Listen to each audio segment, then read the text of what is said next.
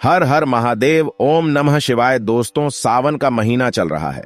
ऐसे में हर कोई भगवान भोलेनाथ को खुश करना चाहता है। हर किसी की इच्छा होती है कि वह सावन में भोलेनाथ को खुश करके अपनी सभी मनोकामना पूरी कर ले।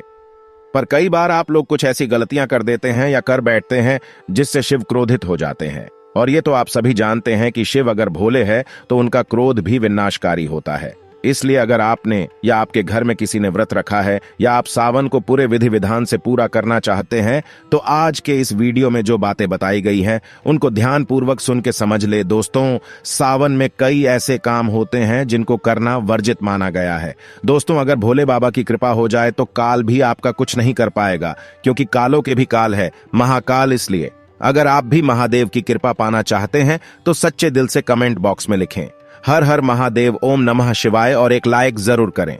दोस्तों, सावन में या सोमवार व्रत में क्या खाएं, क्या नहीं खाएं? सावन में लहसुन प्याज खाएं या नहीं? व्रत में नमक खाएं या नहीं? कौन सी गलती नहीं करनी चाहिए? पति पत्नी को दूरी क्यों बनाना चाहिए? और कौन से रंग के कपड़े नहीं पहनना चाहिए? ऐसी कौन सी गलतियां हैं जिसे सावन के दौरान हमें भूल कर भी नहीं करना चाहिए? साथ ही सावन के इस पवित्र महीने में कितने सोमवार पड़ेंगे और सावन की समाप्ति कब है, आइए जानते हैं सब कुछ इस वीडियो में। दोस्तों, सावन का महीना कोई मामूली महीना नहीं होता है। ये महीना साक्षात एक ऐसे प्रेम की सौगात लेकर आता है जो कि भक्तों को बड़ी बेसब्री से इंतजार रहता है। सावन का महीना इतना पवित्र होता है जिसका आप अंदाजा भी नहीं लगा सकते। सावन का त्योहार भारत में तो मनाया ही जाता है, लेकिन क्या आप जानते हैं विदेशों में भी सावन का पवित्र महीना बड़ी जोरों शोरों के साथ और खुशी के साथ मनाया जाता है। वैज्ञानिक मानते हैं सावन में प्रकृति आपस में बातें करती है और वातावरण सुगम हो जाता है। हरियाली की उत्पत्ति होती है और नए नए बीज उगते हैं और वर्षा आदि होती है। इस मौसम में हरियाली साक्षात महादेव का स्वागत करती है और महादेव से बातें करती है। आपको बता दें, शास्त्रों में सावन सोमवार का व्रत जो भी महिला या पुरुष करते हैं तो वो व्यक्ति भगवान भोलेनाथ का सर्वाधिक प्रिय हो जाता है। ऐसे व्यक्ति को भगवान भोले बाबा अपनी शरण में ले लेते हैं। दोस्तों, सावन में कावड़ यात्रा का क्या कहना? शास्त्रों के अनुसार माना जाता है कि सबसे पहले कावड़ यात्रा भगवान परशुराम ने भगवान शिव के समर्पित अपने कांधे पर उठाई थी और तभी से भगवान शिव को प्रसन्न करने के लिए कावड़ यात्रा की जाती है। दोस्तों, लेकिन क्या आप जानते हैं सावन में 10 ऐसे नियम हैं जो आपको जानना बहुत ही आवश्यक है। अगर इन नियमों का पालन अगर आप अपने जीवन में नहीं करते हैं तो आपको भगवान शिव के क्रोध का सामना करना पड़ सकता है। आपका पूरा परिवार गरीबी, निर्धनता और बर्बादी का सामना कर सकता है। आइए जानते हैं। तो सबसे पहले जानते हैं सावन सोमवार व्रत की तारीख। पहले सोमवार का व्रत 10 जुलाई, दूसरे सोमवार का व्रत 17 जुलाई, तीसरे सोमवार का व्रत 24 जुलाई, चौथा सोमवार व्रत 31 जुलाई, पांचवा व्रत 7 अगस्त, छठा सोमवार व्रत 14 अगस्त, 60वां सोमवार व्रत 21 अगस्त और 8वां सोमवार 28 अगस्त को रखा जाएगा। दोस्तों, अब जान लेते हैं सावन सोमवार के व्रत में क्या खाना चाहिए और क्या नहीं खाना चाहिए। अगर आपने सावन सोमवार का व्रत रखा है तो आप इस दिन सात्विक भोजन ही करें।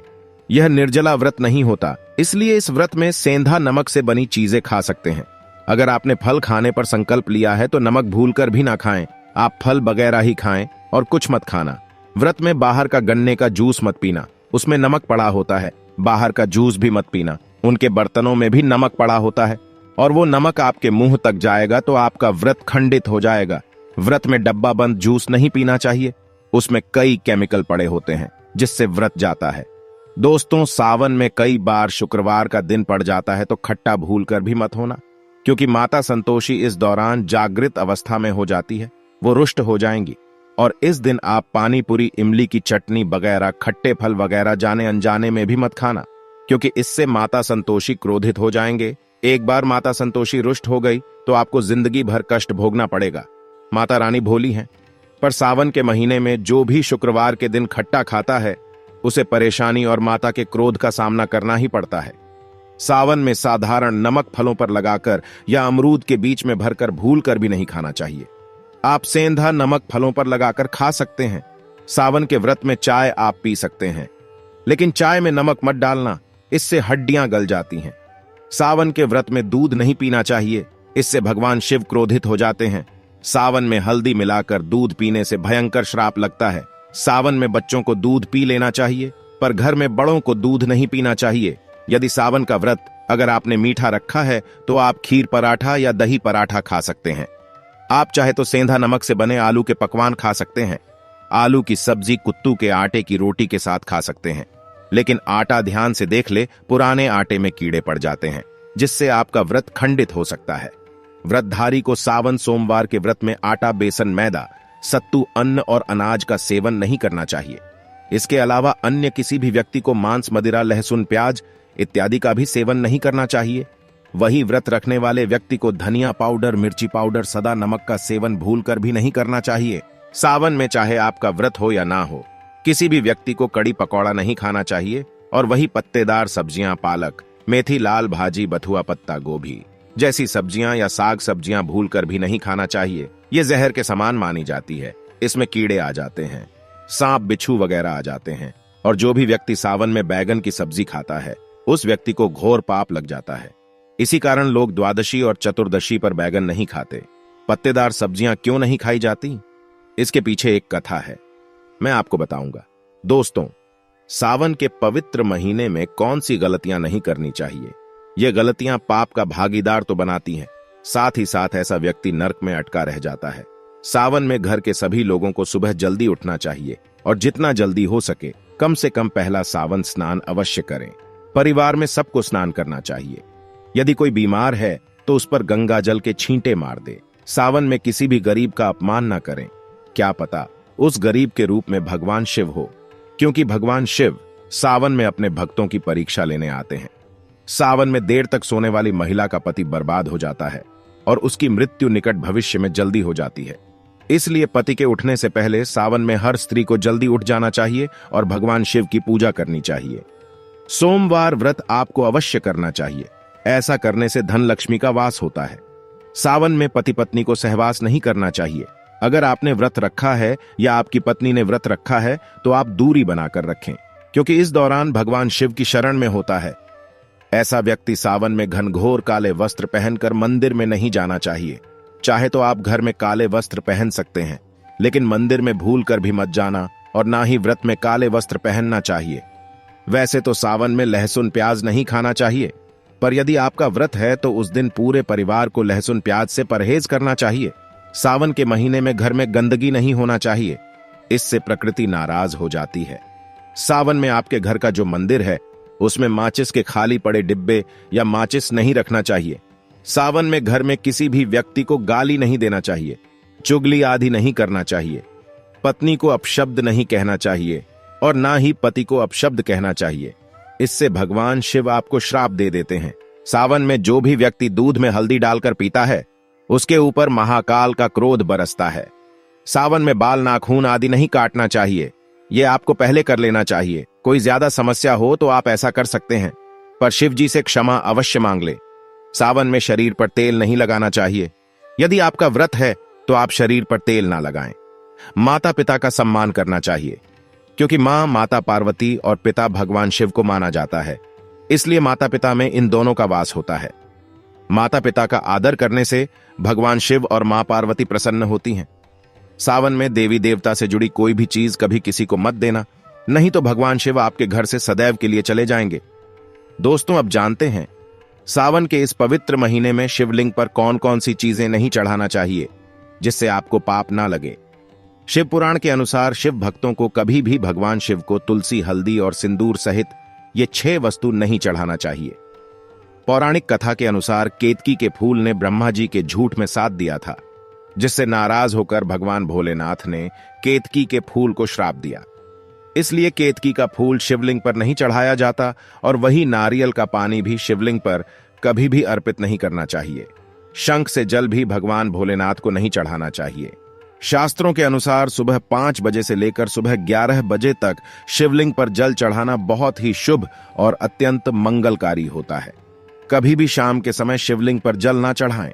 शास्त्रों के अनुसार शिवलिंग पर काली मिर्च चढ़ाने से रोगों का नाश होता है। इसके साथ ही सुख समृद्धि की प्राप्ति होती है। घर में कभी भी अंगूठे के आकार से बड़ा शिवलिंग नहीं रखना चाहिए और शिवलिंग पर जल धारा अवश्य होना चाहिए। भगवान भोलेनाथ को टूटे अक्षत कभी अर्पित नहीं करना चाहिए, इससे शिव क्रोधित हो जाएंगे। सावन के महीने में कटे फटे बेलपत्र शिवलिंग पर कभी अर्पित नहीं करने चाहिए। बेलपत्र की संख्या 3 होना चाहिए, बेल पूरे होना चाहिए, साबुत होना चाहिए। लेकिन आप 6 महीने पुराना बेलपत्र भी शिवलिंग पर अर्पित कर सकते हैं, लेकिन वो कटा फटा ना हो। 6 महीने तक बेलपत्र पवित्र और शुभ माना जाता है। सच्चे दिल से बेलपत्र शिवलिंग पर चढ़ाने से 21 मनोकामनाएं पूर्ण हो जाती हैं। भगवान शिव को दूध में पानी डालकर नहीं अर्पित करना चाहिए, इससे आपको फल भी इसी तरह ही मिलेगा।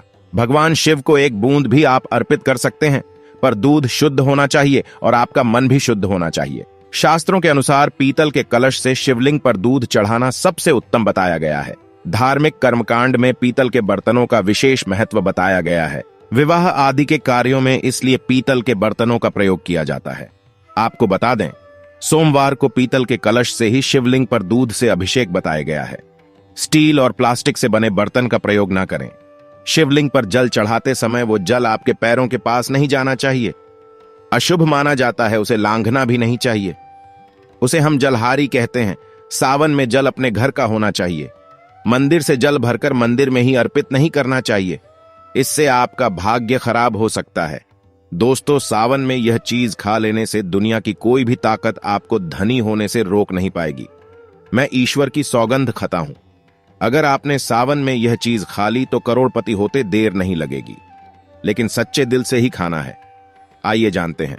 सावन में शिव भक्तों को शिवलिंग पर चढ़ा हुआ प्रसाद के रूप में धतूरा जरूर खाना चाहिए। इसे आपको ज्यादा नहीं खाना है, बस अपनी जुबान पर हल्का सा टच करना है। ज्यादा खाएंगे तो आप बीमार पड़ जाएंगे, इसलिए बस टच कर ले। आप देखना, आपके अंदर सकारात्मकता का संचार होगा और आपको धनी होने से कोई नहीं रोक पाएगा। दूसरा है बेलफल। बेलफल प्रसाद के रूप में खाने से माता पार्वती के साथ साथ भगवान शिव की कृपा बरसेगी और समस्त 33 कोटि देवी देवता आपको धनवान बनाएंगे। बस ये चीज आपको खाना है और आप खुद देखना, आपको धनी होने से दुनिया की कोई भी ताकत रोक नहीं पाएगी। दोस्तों, यह सब जो हम आपको बातें बता रहे हैं, उनका हिंदू पुराणों में आपको साफ साफ प्रमाण मिल जाएगा। इसलिए दोस्तों, अगर आप भी पुण्य कमाना चाहते हैं तो इस वीडियो को अपने सभी हिंदू भाई बहनों के साथ जरूर शेयर कीजिएगा, ताकि सभी अपनी समस्याओं से निजात पा सके। और अगर आप भी किसी समस्या से परेशान हैं तो हमें कमेंट में लिख के बता सकते हैं। हम पूरी कोशिश करेंगे आपकी समस्या का समाधान करने के साथ ही आपको वीडियो कैसा लगा हमें कमेंट में जरूर बताइएगा और वीडियो को लाइक और शेयर करना ना भूलिएगा। हर हर महादेव, जय शिव शंभू।